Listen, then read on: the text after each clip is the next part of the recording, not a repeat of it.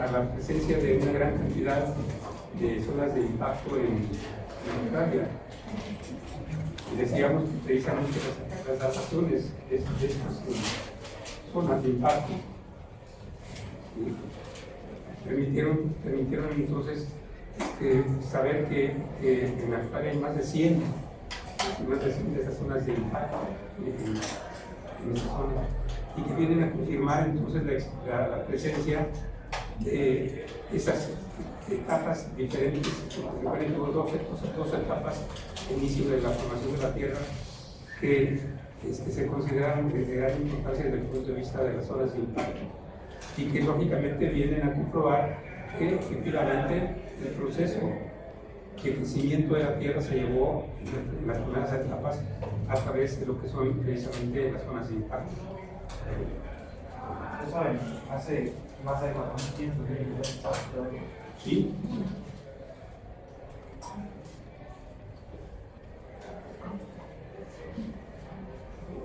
Bien, vamos a iniciar entonces ahora la parte correspondiente a lo que es la división del tiempo arqueozoico y la distribución de las rocas. Recuerden que precisamente ya vimos la primera etapa de la formación de la Tierra, que corresponde precisamente a lo que fue la era adeana. ¿Sí? Aquí vamos a iniciar entonces lo que es el inicio de lo que es la era arqueozoica.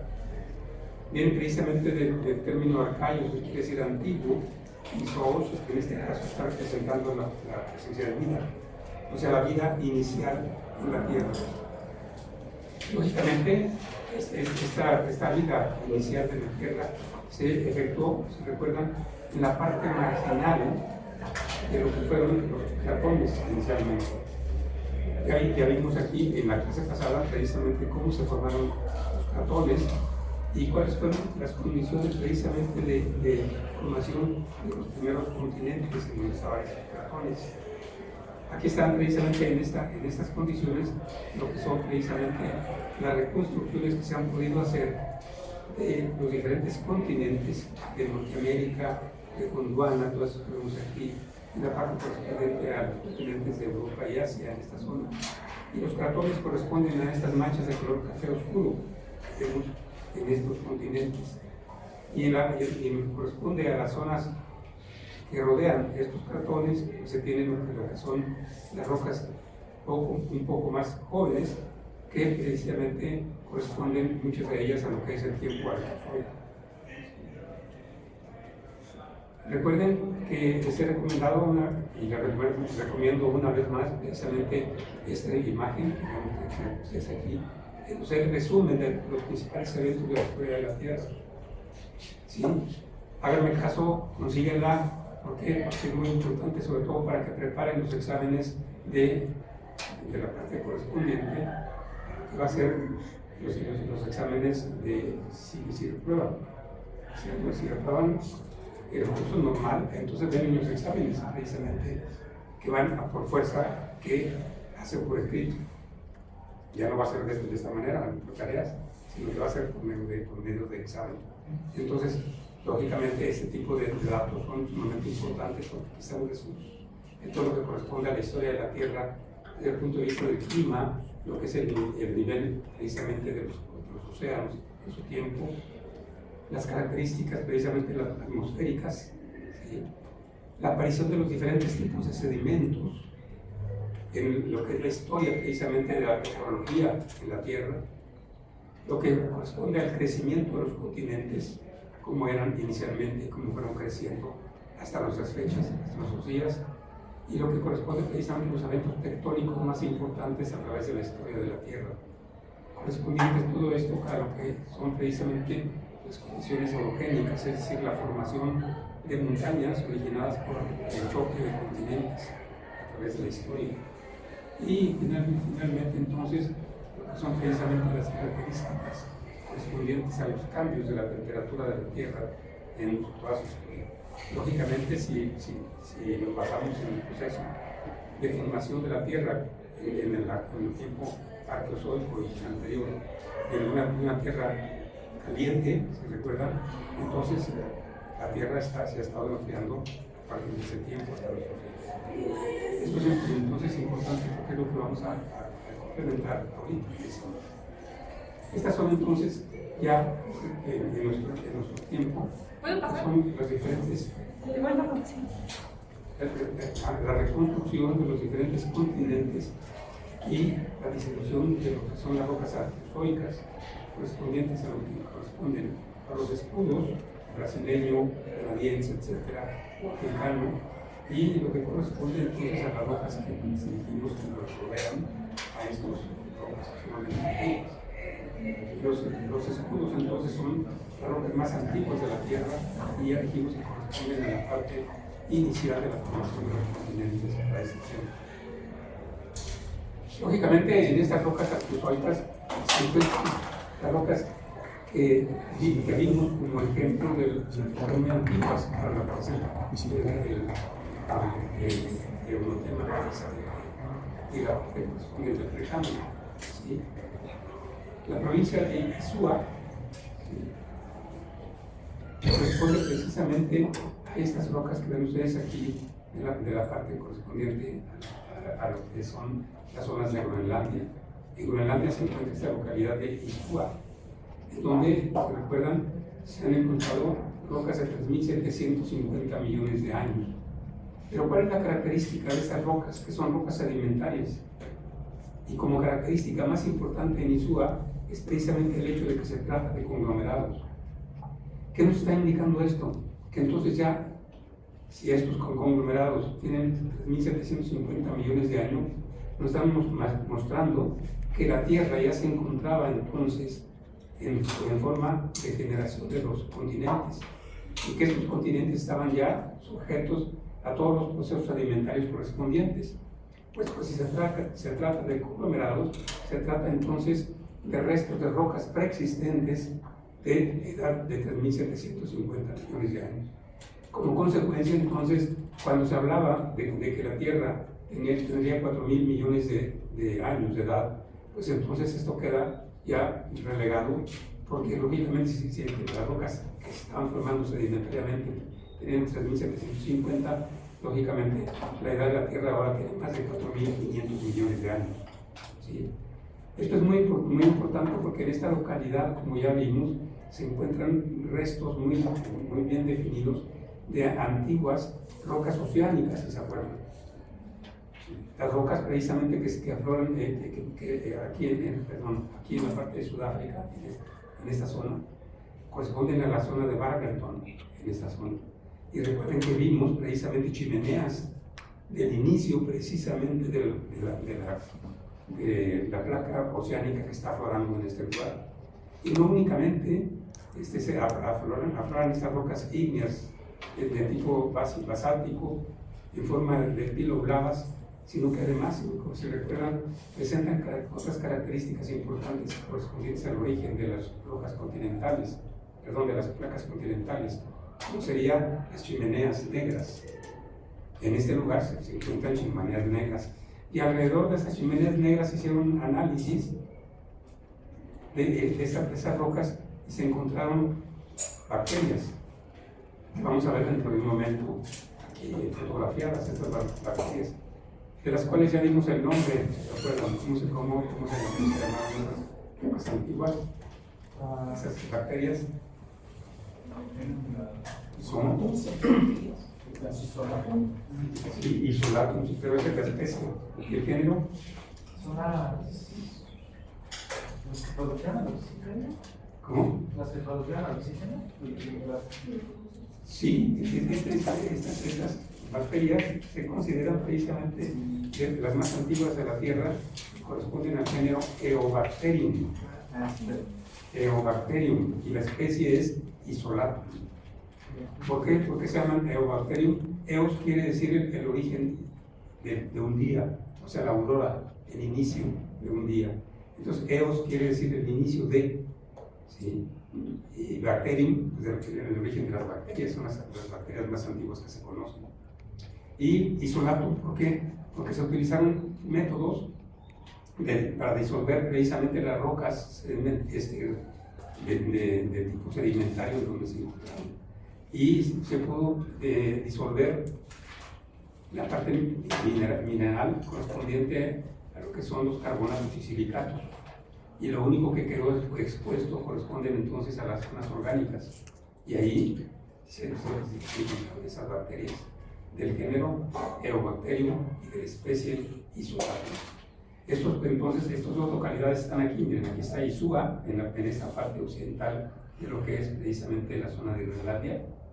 Y Warburton ya lo hemos visto donde se encuentra, en la parte de Sudáfrica, en estas condiciones. Aquí ven ustedes precisamente en la zona de Warburton, en Sudáfrica, ¿sí? Y esas son las rocas más antiguas, de 3.500 millones de años aquí. ¿Y qué tipos de rocas son? Aquí las ven. Corresponden precisamente a lo que se llaman, ¿sí?, las pilolavas. Y las lavas ahumadilladas, se recuerdan, son evidencias muy claras de que estos materiales se formaron a partir de lavas dentro de un ambiente acuoso. Es decir, que ya para ese tiempo ya existían los primeros océanos. ¿De acuerdo? Puesto que se tienen precisamente estas condiciones que estamos marcando aquí. Es decir, efusiones de tipo lábico, de rocas básicas, de materiales básicos, y la formación entonces de las pilolavas en esas zonas. Y se encontraron también, si recuerdan, las primeras evidencias de condiciones precisamente de salida en estas fisuras que ven ustedes aquí, salidas de lo que es precisamente la presencia de la actividad volcánica para ese tiempo, que queda manifestada por lo que son las chimeneas negras que terminaron ahí, y también por la presencia de estas corrientes de lodo que aparecen actualmente en zonas de Nueva Zelanda, precisamente en las zonas en donde existen entonces grandes cantidades de metano, en las zonas precisamente acuosas. Y de esta manera entonces se tienen estos grandes lagos de precisamente lodo de tipo volcánico, que cuando desapareció el agua, quedaron entonces marcadas sus impresiones, como ven ustedes aquí. Estas son entonces pruebas tangibles, como dice aquí, de la actividad volcánica de la superficie de la Tierra en sus primeras fases. Estas extrañas estructuras que ven ustedes aquí concéntricas, entre sierra, de la cadena montañosa de Warburton, ¿sí?, en el sur de África, son los restos fosilizados de las ciénegas calientes, burbujeantes, o sea, de lodos, que existían a los lados de los volcanes hace 3.500 millones de años. Son prácticamente idénticas a los ejemplos actuales que encontramos en la región volcánica de Bolivia, como esta que vemos aquí, y también se encuentran en Nueva Zelanda, este tipo de estructuras en nuestros días. ¿Sí? Entonces, el origen de la vida está relacionado con procesos que ya citamos aquí, con el hidrotermalismo, es decir, la presencia de agua caliente que aflora en forma de vapor o en forma de agua caliente en la superficie a través de fisuras de las rocas que están aflorando. Se considera que son en estos lugares en donde se llevó a cabo la formación de los primeros procesos que dieron origen a la vida en la Tierra, es decir, en condiciones acuosas y en condiciones entonces de altas temperaturas, y de ahí también en condiciones que eran adecuadas para que aparecieran las primeras bacterias que vamos a ver en otro momento aquí en esta parte. Estas son entonces algunas de estas bacterias que vemos aquí, bacterias del género Eubacterium y de la especie Isolatum, que corresponden a las rocas de 3.500 millones de años. ¿Sí? Corresponden entonces al reino Monera. ¿Sí? Recuerden que existen en nuestros días 5 reinos. El reino Monera corresponde a las bacterias más primitivas que existen. Son bacterias que son de una sola célula, por eso se llama Monera, viene de mono, quiere decir uno. ¿Sí? Es decir, son las rocas, son las bacterias más elementales. A partir de estas bacterias primitivas Vienen entonces el desarrollo de lo que corresponden a los organismos protistas, que son organismos que tienen ya más de una célula, y algunos de ellos pueden ser hasta ya multicelulares, no únicamente pluricelulares, sino multicelulares. Estos protistas generalmente corresponden a organismos que van a formar filamentos principalmente, y esos filamentos corresponden a la unión de las células que se van formando por dicotomía. De una célula se forman dos, y luego de esas dos se forman cuatro, y muy a menudo van formando una hilera o una asociación en forma lineal. Bueno, entonces esto es importante desde este punto de vista. ¿De acuerdo? Vienen después lo que corresponde a los hongos, que corresponden a un reino, ¿sí?, que no es el más antiguo precisamente en lo que es el Paleozoico, sino que este le corresponde precisamente a lo que son los protistas, pero con clorofila. Y después aparecer lo que corresponde a lo que es el reino de las plantas, el reino de los animales. Van a hacer en su tarea precisamente la descripción sintética de lo que son cada uno de estos reinos: el reino monera, el reino protista, el reino de las plantas, de los animales y el reino del fungi, o sea, los hongos. Recuerden que cada uno de ellos tiene características muy bien definidas desde el punto de vista de su origen, y es a lo que tienen que encaminar, que es la síntesis que van a hacer. ¿Sí? Es decir, marcar por qué precisamente estas monedas, por ejemplo, aparecen en lo que son las condiciones primitivas de la formación precisamente de lo que son los continentes en estas condiciones. Luego ya los organismos pluricelulares y multicelulares corresponden a los cambios correspondientes a lo que es la era arqueozoica y proterozoica, que hoy estamos utilizando la arqueozoica. Después aparecen las primeras plantas continentales, hasta el silúrico, recuerden, pero antes aparecen los animales, aquí aparecen en esa parte. Son organismos sumamente simples, ¿sí? Y luego aparecen lo que son los hongos. Los hongos son precisamente organismos que se caracterizan porque no tienen ni clorofila, ¿sí?, ni tienen tampoco precisamente lo que corresponde a la parte que caracteriza a los animales. ¿Qué es lo que caracteriza a los animales? ¿Qué?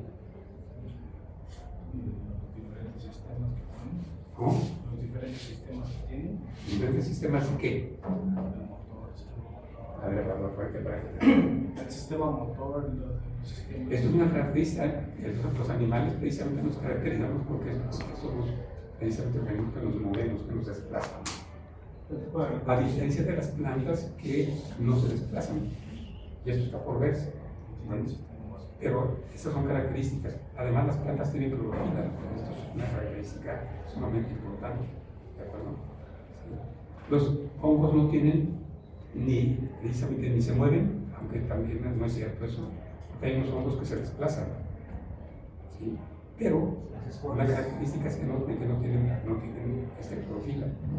Por eso es que la mayor parte de ellos son saprófitos y parásitos.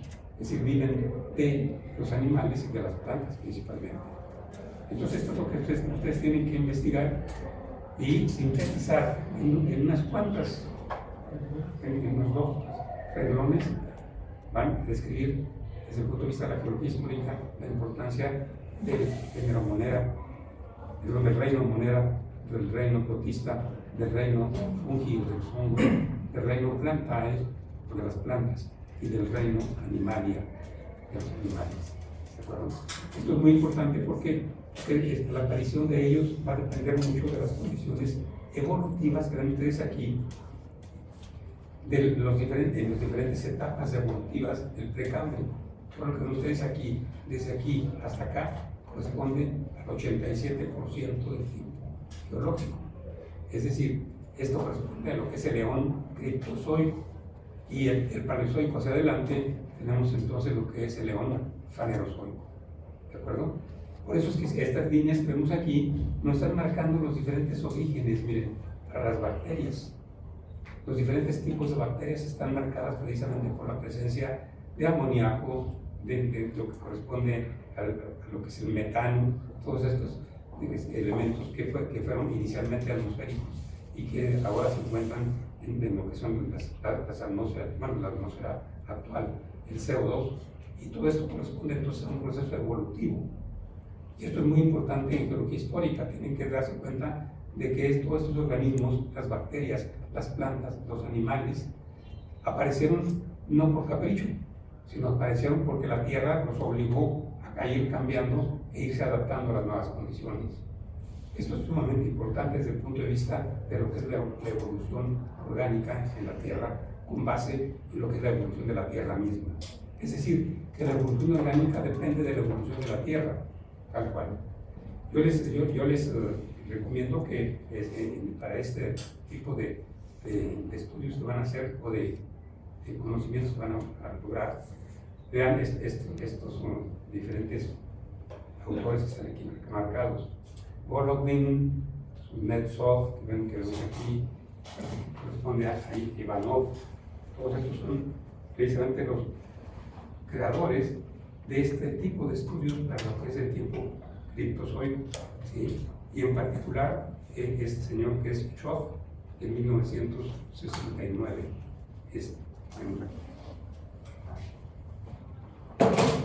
La mayor parte de los organismos que vamos a ir viendo corresponden primero a los estudios de estos autores que acabamos de citar desde el punto de vista de la petrografía. Cuando se encontraron las primeras evidencias de estas bacterias que cité, correspondientes a la parte de Barberton, ¿sí? Ahí no hubo ninguna duda, puesto que se pudo aislar la materia orgánica de las rocas sedimentarias. Pero existen una serie de estructuras como estas que ustedes aquí, que son de origen orgánico, y que están relacionadas estas estructuras con lo que son precisamente estos estromatolitos primitivos que corresponden a lo que son estructuras de origen orgánico. Una cosa muy importante es que los estromatolitos no son fósiles en el sentido estricto. ¿Por qué? Porque corresponden a las estructuras sedimentarias originadas por organismos primitivos que dieron origen a los estromatolitos, que son precisamente la formación de capas. Recuerden que un estromatolito es una estructura, no es un fósil en el sentido estricto de la palabra. ¿De acuerdo? Entonces, estos fósiles, los más antiguos que se conocen, aún anteriores a los que vimos precisamente 3.5 millones de años, corresponden a rocas de 3 millones de años, es decir, de 3.700 millones de años, y corresponden a ese tipo de estructuras que ven ustedes aquí. Esto es muy importante, es decir, que si van ustedes a buscar fósiles en el Precámbrico, tomando en consideración que son organismos microscópicos, difícilmente se pueden tener la suerte que tuvo precisamente estos geólogos de la parte de Barberton en Sudáfrica, y poder aislar los fósiles y fotografiarlos. Entonces, ¿qué es lo que van a encontrar? Toda una serie de estructuras que son de origen orgánico y que tienen entonces ya características de existencia.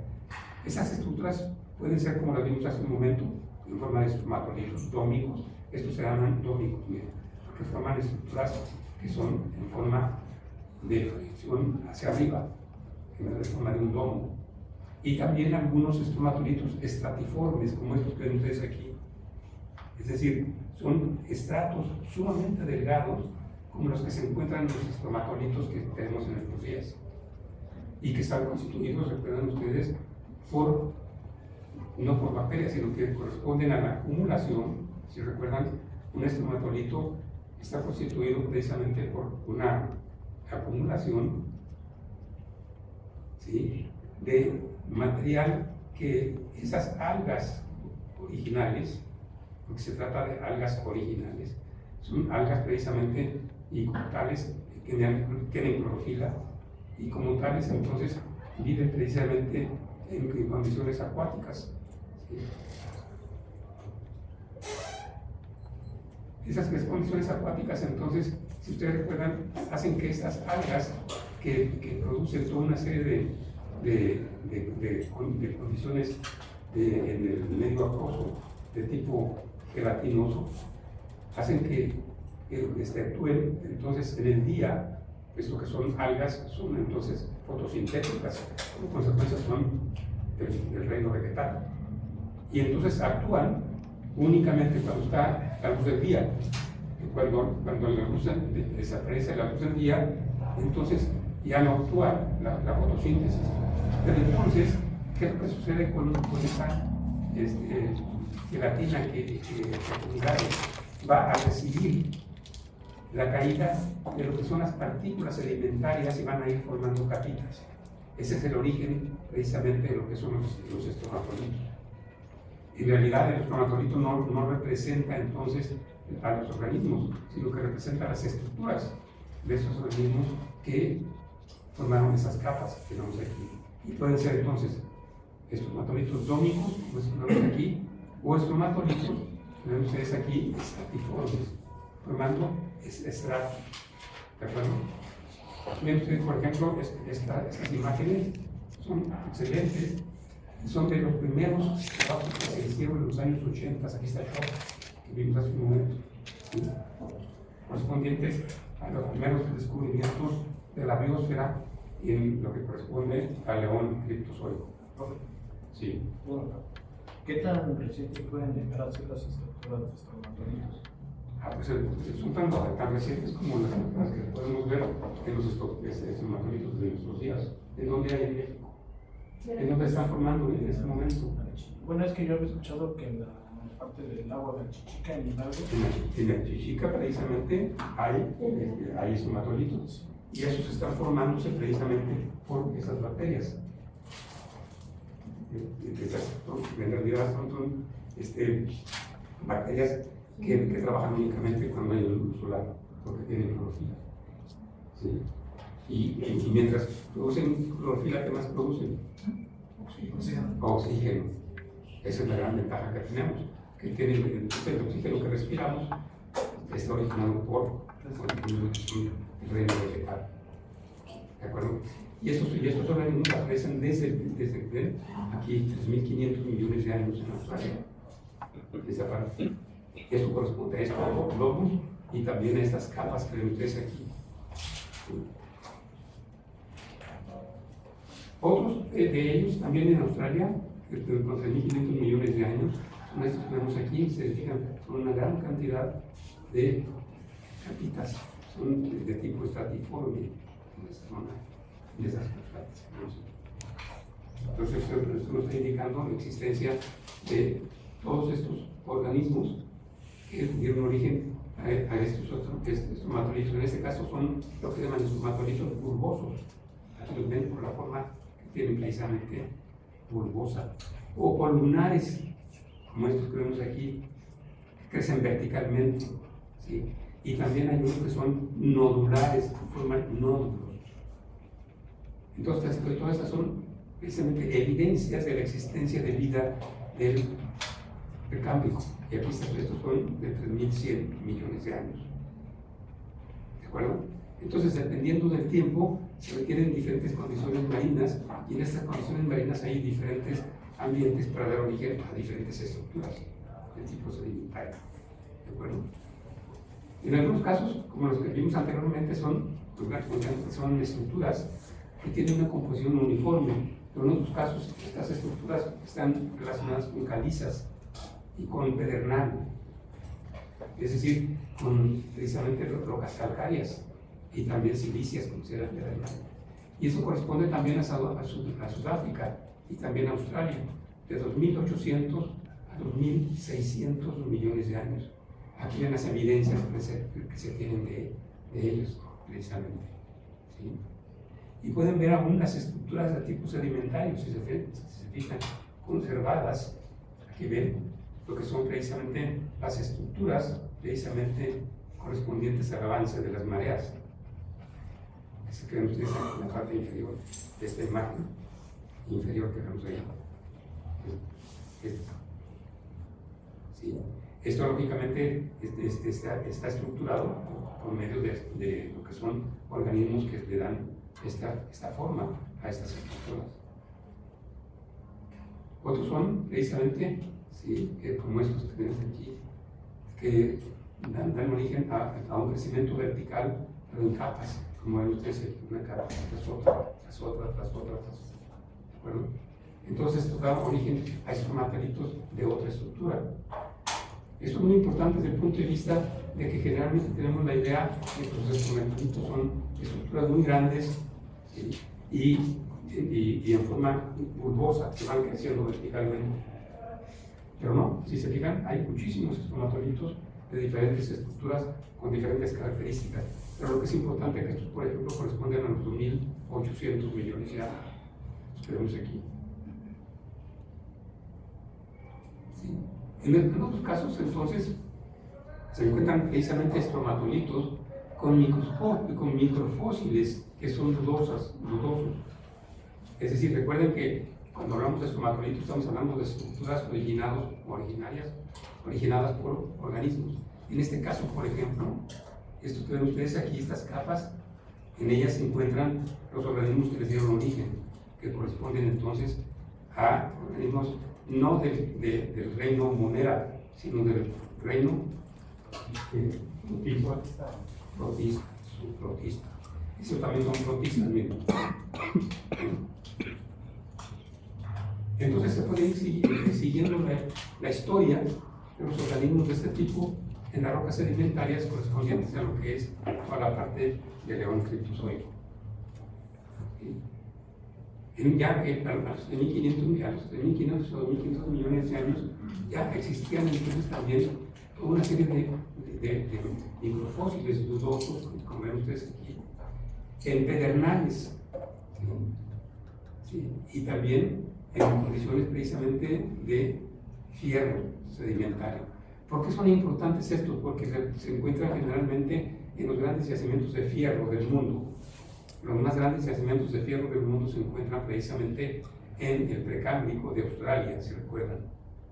Y ahí se ha encontrado precisamente lo que es el origen de estos organismos que están relacionados con el crecimiento de esas estructuras de pedernales y del ambiente ferruginoso, o sea, de yacimientos de fierro, en este caso de 3.500 a 2.500 millones de años. ¿Bien? Y ya en los 2.000 millones de años ya empiezan a aparecer organismos del tipo, ¿sí?, de unicelular o de una sola célula, y en algunos casos de tipo colonial, como esos que vemos en la parte izquierda aquí de esta zona. Aquí, como estos que vemos.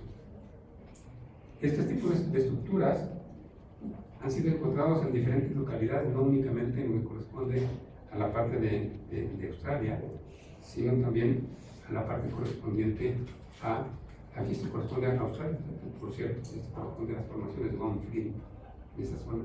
Pero ven, aquí se caracterizan por organismos, aquí son fósiles, pluricelulares, unicelulares y en algunos casos coloniales, como estos que vemos aquí. En este caso se llaman pluricelulares filamentosos, no forman cabellos, como estos que vemos aquí.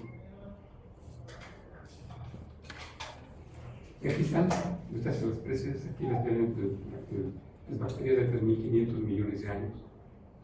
¿Cómo se llaman? Geobacterium isolatum.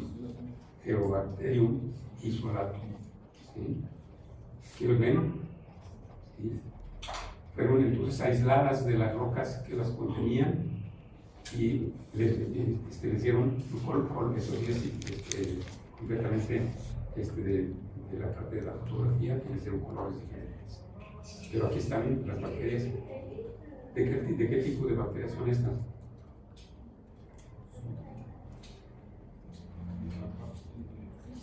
Se llaman bacilos. Los bacilos precisamente son precisamente organismos alargados. Hay también los que son esféricos. ¿De acuerdo? Esos son ese tipo. Eso corresponde entonces a lo que son en forma de bastoncitos rojos arriba. Aparecen en rocas surafricanas ricas en sílice de 3.500 millones de años. Esto fue muy importante, lo que son ricas en sílice. ¿Por qué? Porque por medio del ácido fluorídrico se puede perfectamente disolver la sílice. Y si se disuelve la sílice, ¿qué se conserva? La parte orgánica.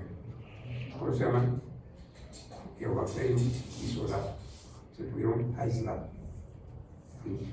Ahorita comentaba que algunas bacterias se formaron durante, se encontraron en rocas pedernales y yacimientos de hierro. ¿Bajo qué condiciones se forman estas? Eso es lo que más a decir dentro de un rato.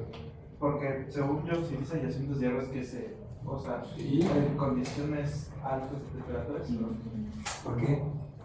Es que depende de qué yacimientos de fierro estás hablando. Es que es la de mi duda. Bueno, es que hay dos tipos de yacimientos de fierro en el mundo. Los que son de origen ígneo y los que son de origen sedimentario. Estos son de origen sedimentario, entonces lo vamos a ver. ¿Sí? Y van a encontrar precisamente la explicación de por qué precisamente se encuentran esos grandes yacimientos en la tierra. Aquí están las chimeneas negras y sus biomas, pero corresponden actualmente, ¿de acuerdo? Aquí están precisamente las chimeneas negras. Corresponde precisamente a la parte del Océano Atlántico, ¿se recuerdan? Y fueron descubiertas precisamente por el batiscafo, ¿cómo se llama? Alvin, el batiscafo Alvin que ya vimos. Y aquí están precisamente las fotografías de los gusanos que viven precisamente en la parte marginal de lo que son precisamente las chimeneas negras. Estos gusanos entonces son tubícolas. Que son tubícolas, porque viven dentro de un tubo que ven ustedes aquí, que van formando ellos mismos conforme van creciendo, entonces van creando el tubo donde viven y que los protege. ¿De acuerdo? ¿Y de qué se alimentan? Se alimentan de las bacterias que se forman aquí cuando el agua caliente, ¿sí? Muy rica en minerales en solución, entra al agua marina. Viene entonces lo que es la precipitación de este material que vemos aquí de color oscuro. Y viene la formación entonces de las bacterias en esos lugares. Y estos gusanos tubícolas se alimentan de esas bacterias precisamente. Eso es lo que origina pues el proceso del origen de la vida, se considera en la Tierra. Se considera que entonces el origen de la vida se originó en estos cuerpos marinos poco profundos en donde estaban formando el piso geológico. Y como consecuencia entonces se tenían pues las condiciones ideales para que se formaran precisamente a partir de aguas calientes las fumarolas negras y que de esta manera también dieran origen a las bacterias que darían inicio a lo que serían las grandes colonias de organismos macroscópicos como las que vemos aquí, y en donde viven además cangrejos, viven también peces de grandes profundidades. Entonces esto se considera que corresponde a lo que sucede, lo que sucedió en la parte del Precámbrico hace 3.500 millones de años en Barberton, en Sudáfrica. Aquí los ven estos organismos en las condiciones actuales, en diferentes partes del oceánico que han sido estudiados por estos barcos oceanográficos que hemos visitado. Estas almejas que ven ustedes aquí son enormes, alcanzan algunas de ellas 30 centímetros. Vemos aquí. Entonces hay toda una biota, un conjunto de organismos sumamente variado, y aquí vemos los cangrejos, miren acá, están muy bien. Y esas bacterias, pues miren, viven también.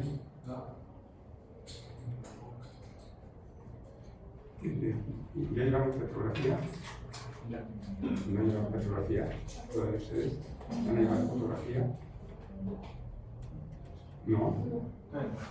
Seguramente ya llevaron petrografía y petrología también, de rocas sedimentarias, ¿sí o no? Por el momento. Bueno, pues no pierdan la oportunidad de ver la riqueza que tienen en la boca de bacterias. No, de verdad, es muy importante eso. ¿Sí? Entonces, cuando estén precisamente ahí en el microscopio fotográfico, tomen una de las láminas, ¿sí? Entonces ponen su célula arriba y luego la ven al microscopio. Se van a sorprender. Se van a sorprender de lo que tenemos en la boca. Entendiéndose porque muchas de las bacterias que tenemos en la boca son bacterias benéficas, ¿sí? Que nos ayudan a la digestión, que las tenemos no únicamente en la boca, sino que las tenemos en todo el tracto digestivo. Esas son benéficas, pero tenemos también las que son maléficas, las que se alimentan de lo que son los dientes, o los que viven entre los espacios entre los dientes. Muchas de esas son realmente muy malignas, ¿sí? Y si les cuentan, se van a llevar una sorpresa, porque generalmente en condiciones de una boca normal, después de que se lavaron los dientes, después de unas 4 o 5 horas, pueden contar en esa lámina miles de bacterias. Entonces, ojo con esto, ¿sí? Precisamente para poder restituir, o mejor dicho, copiar las condiciones de formación de los primeros organismos, ¿sí? Oparin, un biofísico precisamente de origen ruso, imaginó que en esos lugares, como los que vimos hace un momento, en donde se encontraron las bacterias de Bacterium isolatum, tuvieron que haber existido condiciones muy especiales. Una de ellas es precisamente que debió de haber intervenido el agua unos cuantos centímetros, posiblemente, muchos metros de espesor, para permitir que la energía solar llegara hasta esa parte del agua. No se les experimenta. Pero la energía solar, aquí está hablando no únicamente de lo que es la energía visible, sino toda la energía solar. ¿De acuerdo? En la energía solar está todo lo que es la energía visible, pero además de la energía visible tenemos los rayos X, tenemos toda la gran cantidad de rayos, de tipos de energía, ¿sí? Entonces esta energía se supone que es precisamente una de las más importantes para dar origen precisamente por medio de las radiaciones ultravioletas de la radiación solar, que sería la síntesis inicial de lo que serían las moléculas que dieron origen a los primeros organismos. Entonces se necesitaban condiciones en que la energía solar fuera precisamente, estuviera presente y que atravesara esa agua para poder llegar a los lugares en donde estaban esos materiales de los cuales provinieron los primeros organismos. Debe haber también habido condiciones de tipo de formaciones de relámpagos. ¿Por qué? Porque precisamente estas condiciones de relámpagos dan origen precisamente a la facilidad para que las radiaciones ultravioletas trabajaran y dieran origen entonces a síntesis de los organismos, de las primeras moléculas orgánicas. Y también se consideraba que había todavía remanentes de esos minerales radioactivos que dieron origen a la Tierra, precisamente. Muchos de esos organismos radioactivos se encuentran no únicamente en el interior de las capas terrestres, sino también en la parte externa, en diferentes condiciones superficiales. Muchos de estos elementos radioactivos corresponden al grupo precisamente del uranio, del torio y todos estos minerales de tipo radioactivo. Y también otra cosa importante es que el calor acelera que todos estos procesos que vemos aquí se desarrollen.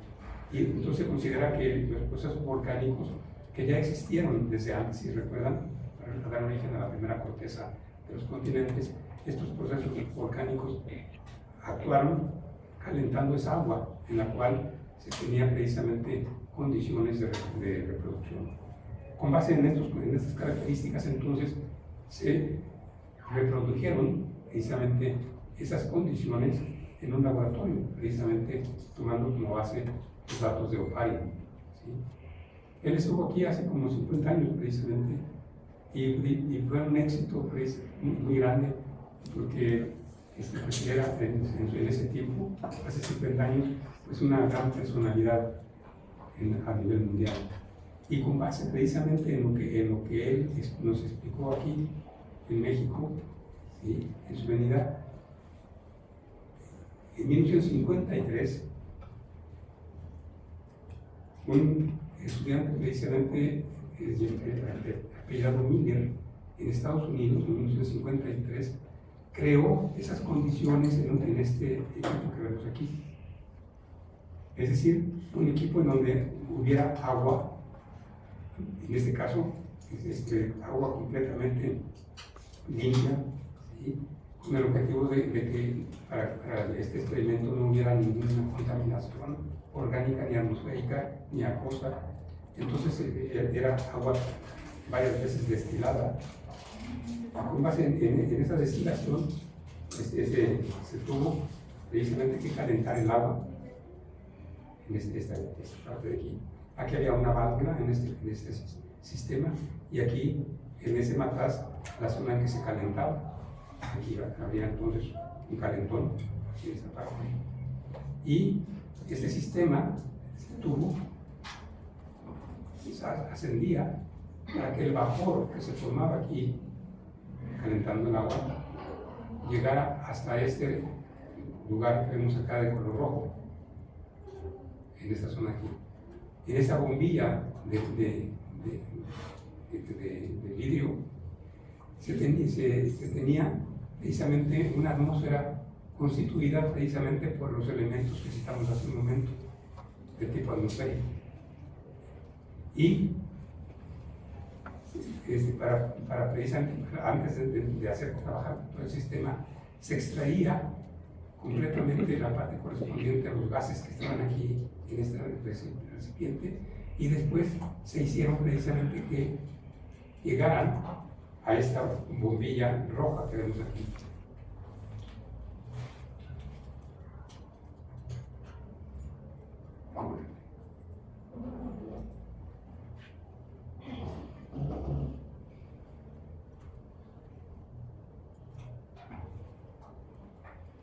Bueno, entonces decíamos que aquí se ponía agua bidestilada o varias veces destilada para que fuera completamente limpia. Sí, aquí se calentaba en este matraz, se convertía en vapor de agua. Este vapor de agua ascendía y llegaba a esta bombilla donde estaban precisamente los gases de esa atmósfera primitiva. ¿Verdad? Y aquí estaban dos electrodos que estaban originando precisamente las descargas eléctricas en esta zona. Esto hacía que esas descargas fueran no continuas, sino que fueran cada segundo o cada 2 segundos. ¿Sí? De esta manera que se tenía aquí el equivalente a los rayos correspondientes a una atmósfera enrarecida. Y aquí, entonces, el agua se enfriaba, por gravedad descendía y salía entonces a esta zona de refrigeración. El agua fría arriba, de color rojo, y el agua ya más fría, de color negro, por gravedad llegaba de nuevo al circuito cerrado. ¿Y qué es lo que encontró Miller en este experimento?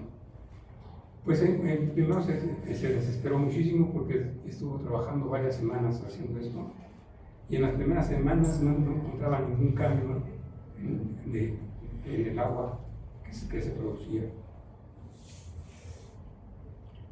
El equipo tenía precisamente una válvula que vemos es aquí, y en esta válvula entonces él sacaba agua periódicamente y la analizaba. Bueno, cuando pasó la primera semana y en la siguiente semana comenzó a darse cuenta de que el agua ya no estaba de color completamente yarino, sino que comenzaba a tener un color amarillento. ¿Sí? Sí, y entonces sacó muestra, la analizó y se encontró con una sorpresa, se encontró con un componente de tipo orgánico. ¿Sí? continuó el experimento y encontró que el color ya no era amarillo, sino que comenzaba a ser de color anaranjado en el agua, hasta que llegó a ser casi de color café. Y cada uno de estos tres colores estaba constituido por moléculas de origen inorgánico, pero de tipo orgánico, que estaban constituidas con los primeros compuestos inorgánicos creados en el laboratorio, que permitían encontrar una síntesis de tipo inorgánico para moléculas de tipo orgánico. Esto fue de gran importancia. ¿Por qué? Porque por primera vez se podía hacer en el laboratorio un proceso tal y como lo había descrito Oparin en tiempos anteriores. Con este proceso se lograron crear lo que llamaron coacervados. Estos son los coacervados. Esto que ven ustedes aquí son estos corpúsculos que vemos aquí, ¿sí? Estas esferas, ¿sí? Con una membrana gruesa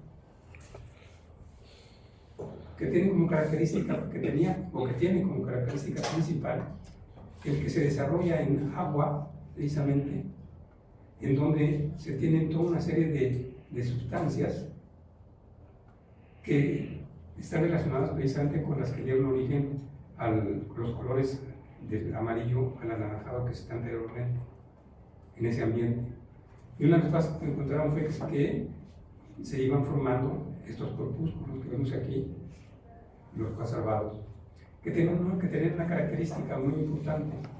La más importante es que crecían hasta un tamaño todos máximo, y que cuando llegaban al tamaño máximo se dividían en dos.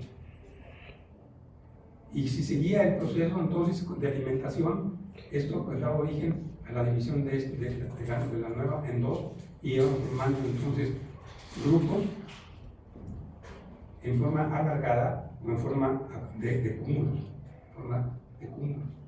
Esto fue de gran importancia porque entonces se dieron cuenta de que el proceso por medio del cual se forman y se reproducen las bacterias por mitosis, podían entonces reproducirlo en el laboratorio. Pero en este caso entonces se dieron cuenta de que la membrana era una membrana muy grande, muy gruesa, que permitía la transferencia de esas moléculas desde el medio de alimentación hacia el interior de la célula, ¿de acuerdo? Y que eso permitía que entonces llegaran a un tamaño que permitía que se reprodujeran, es decir, que se convirtieran en dos. Con el tiempo, cambiando precisamente esa alimentación de estos coacervados, encontraron de que podían no únicamente crear una membrana, como es la que vemos aquí, sino que podían crear dos o más membranas externas, y que tenían, ¿sí?, que podían entonces tener una ornamentación. Esto es muy importante. ¿Por qué? Porque vamos a ver que muchos de los organismos unicelulares y microscópicos de las rocas sedimentarias de lo que es la parte de la era ¿cómo se llama? Arqueozoica, tienen precisamente estas estructuras, y esto corresponde a las estructuras que se conocen con el nombre de acritarcas.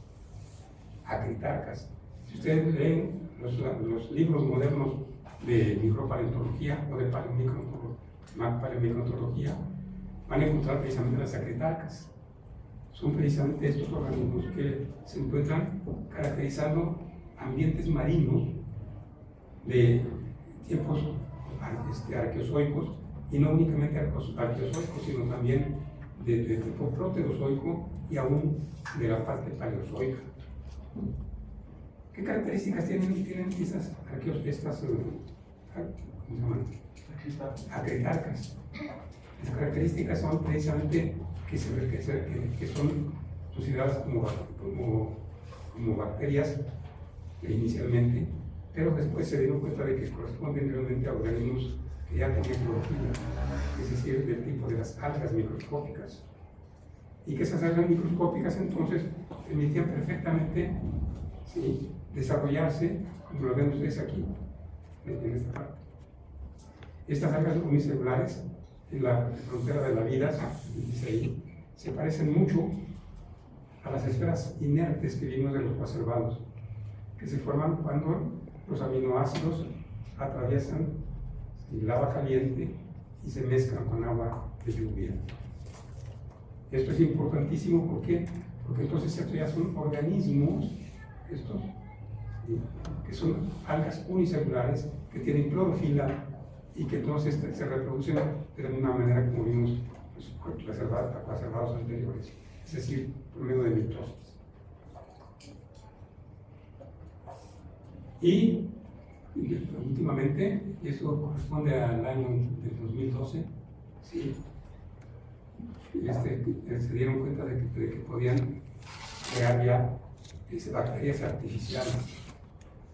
Es decir, que encontraron lo que es el genoma, o sea, la estructura básica de las bacterias, y que bajo ciertas condiciones de reproducción de esos aminoácidos tienen ya lo que sería mejor, sería mejor definirlo como el cambio del genoma de una bacteria. De esta manera, entonces, hasta ese último momento, el adelanto mayor que se tiene en cuanto a la generación de la vida y la evolución de la vida en el laboratorio.